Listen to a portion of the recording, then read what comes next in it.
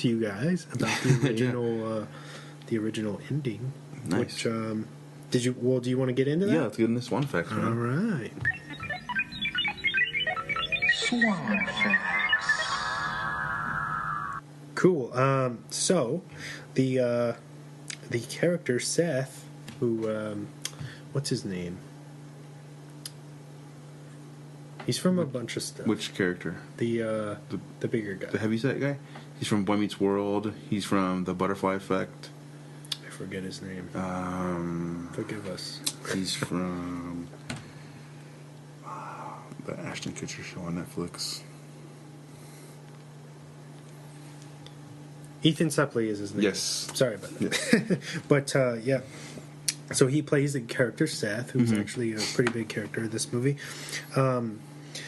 He wears a shirt that uses his number 88 on his back during the basketball scene, which is in black and white. Yeah. While he's on, it's like similar to something you would see on a jersey. Yeah. But the 88 is actually code for Hail Hitler. Oh, wow. Because of and H is the 8th letter in the alphabet. Oh, okay. HH. Oh, I didn't know that. That's cool. Yeah. Well, It's not cool, but it's an interesting fact. like a cool hidden Yeah. little, something that you wouldn't pick up on. Yeah. If you're not into that world. I thought that was very interesting. Yeah. During the party scene, the swastika on the back of Seth's jacket is counterclockwise. In the skithead subculture scene, this means the person bearing the counterclockwise symbol leads, not follows. Another thing you would never know. Marlon Brando was considered for the role of Cameron Alexander, who is basically like the head of everything. And he was, for anybody who doesn't know that, he's the Godfather. Oh, yeah. Yeah. The film uses the word fuck 214 times. Nice. Oh, That's man. like almost Scarface status, man. What movie did we watch? The last one, wasn't that one of the Michael? facts? Michael? Was it? Lost Boys, how many times they had said his name? Michael? Is that what you're talking about? Yeah, it has to have been that. How many times did they say that? 119 times. Oh, that's crazy. They used his name. Oh, man, that's insane. I mean, God, that's a lot of fucks. Yeah. Shut the fuck up. Fuck you, Yeah. motherfucker. Oh, man, that's non-stop. That's crazy. So, punk band Anti-Heroes sued New Line Cinema over a character sporting their tattoo. I guess their dispute was saying that they did not want to be associated with Nazis, whether they are fictional or not. And, yeah, I'm not sure if they won or not, but adding on to that, the band actually released a song which disparaged, I think it was called NLC, which basically talks shit about New Line Cinema. That's funny. Both Jennifer Leon and Avery Brooks are known for their roles in the Star Trek universe. The show has also dealt with social issues such as racism. The original, and this is actually my final swan fact, and the original ending was changed. I don't think they really tackled that in the audio that I rolled, so we can talk about that now. Then that ending where it kind of just cuts after he's killed isn't what Tony Kaye originally wanted. Okay. I guess the director's cut is it basically after Danny is killed, it follows detectives back to the family's apartment where they try to comfort Danny's mom and sister after Danny is killed, obviously. The camera cuts to the bathroom with the sink full of hair, where Derek has reformed and shaved his head once again. He then reveals a handgun and smiles similar to when he smiled after the break-in scene. Cut to black. Oh, wow. That's that's a crazy movie. Yeah, I don't know how it would have. I feel like the version that we got was more meaningful. Well, I feel like it's saying, like, don't, like, your actions affect more than just you. Yeah. Apparently, like, you know, I feel like with that ending, it's a very strong anti-racist Yeah. you know, like, overview, like, don't be like these people. Yeah. Because it gets you nowhere. Hate only brings more hate. Exactly. You know what I mean? It just keeps going and going into an endless vicious cycle. It just comes around back to you. So just you know, be bigger than that. And with his ending, that's the thing, is I don't think it really matches it would have been a brutal ending. Yeah, definitely. And in a way, it's, you know, it would, but it would also shit on Derek's character. Yeah. It would just make you be like, oh wow, you know, like that to me, if they had went with that, it would have been for shock value. Yeah. More, you know what I mean? Like, just like, oh, what is this going to do? Let's rile up the crowd or whoever's watching this, you know what I mean? Shock these people. Yeah, that was more of the shock view ending, but I don't know why they never. I don't know if they didn't shoot it, but why that's not on the, you know, in the deleted scenes is kind of strange, because it's just the deleted scene. Yeah, you would think would be a part of it. That's crazy. Yeah, his Edward Norton's smile. That curb stomp scene, the break-in scene was. It's disturbing. That's one of the scenes that probably sticks out to me the most. When, you know, he has, I think I said it when it was happening. There's no remorse or anything in his face after he just killed two people, and he's totally content with it. He's just smiling. You can see his eyes, like, oh man, this guy is crazy. He has no type of, you know, sympathy or anything. Well, he thinks.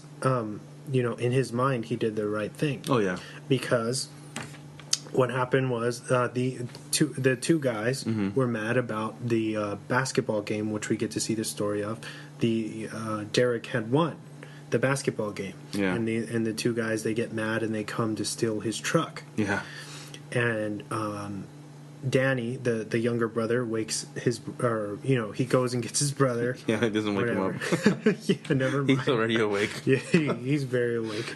But he's like, yo, there's two people, breaking into your car. And so he pulls out his Glock and he goes down and uses very excessive force. Yeah. And guns down the first guy and ultimately curb stomps the second one. Yeah. Kind of for no, it's definitely for no reason. Yeah. But going back to the scene that we both liked in the dinner table, they talk about the big, because this was in the 98, they talk about the Rodney King controversy. Yeah. And he clearly says that he wasn't,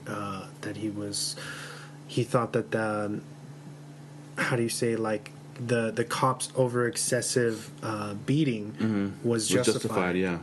And who are you to make that call? You're no authority figure. They were just doing what they were supposed to be doing. So when he does use that excessive force, it kind of comes full circle as far as what he really believes is right. Yeah, these guys were doing something they weren't supposed to, and they were on my property, so I can do whatever I want. Yeah, face the consequences, pretty much. And he says, before he makes him put his mouth on the curb, he says, "You ever shoot at firemen?" Once again, it's that he has that blind hate because his what happened to his father. Yeah, his dad was shot, and he blames other people, and this is his chance for them. He thinks he's getting revenge. He's probably pretended that was the person who did it. Yeah. You know what I mean? Yeah. And that's sad. It's sad when there's a lot of deep meaning to this film. Definitely, I think. For sure.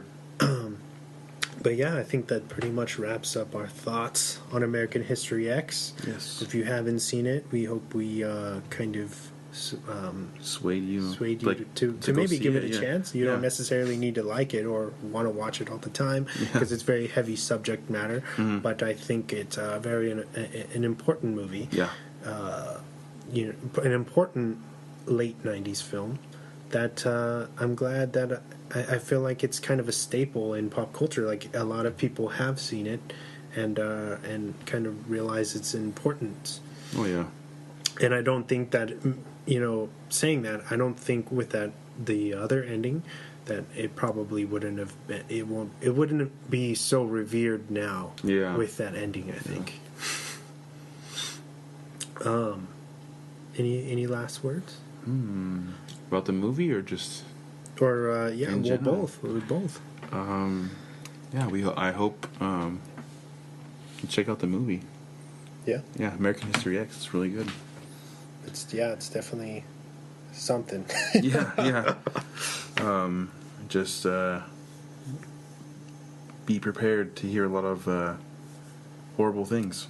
Yeah. Yeah, no, don't have your kids around. Very strong language. Yes. Very strong violence, and just be careful. Yeah. What else? If you like what you're hearing, give us 5 stars on whatever you're listening to us on. Yeah, whatever platform you're on right Yes. now, write us a little review, or if you don't have that kind of time, hit those stars. Give us that perfect score, because we really do appreciate it. We do this all for you guys, the listeners. So thank you for listening. Yes, thank you. We appreciate it. Follow us on social media on Instagram.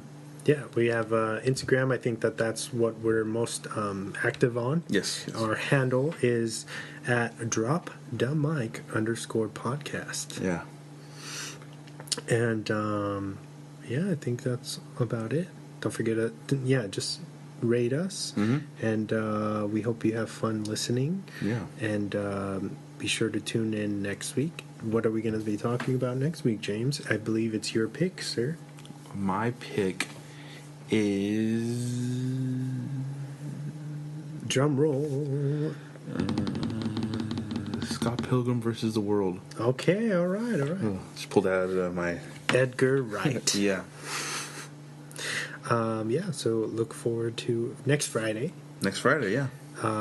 We will be talking about Scott Pilgrim versus the World. Yes. Good pick, sir. Thank you. And until next time, we're going to get out of here. Yes. Be safe. Happy Friday. Happy Friday. Enjoy your guys' weekend. Yeah. And, good night. Good night, guys. And good luck. So I guess this is where I tell you what I learned. My conclusion, right? Well, my conclusion is hate is baggage. Life's too short to be pissed off all the time. It's just not worth it. Derek says it's always good to end a paper with a quote. He says someone else has already said it best, so if you can't top it, steal from them and go out strong. So I picked a guy I thought you'd like. We are not enemies, but friends. We must not be enemies. Though passion may have strength, it must not break our bonds of affection. The mystic chords of memory will swell when again touched, as surely they will be by the better angels of our nature.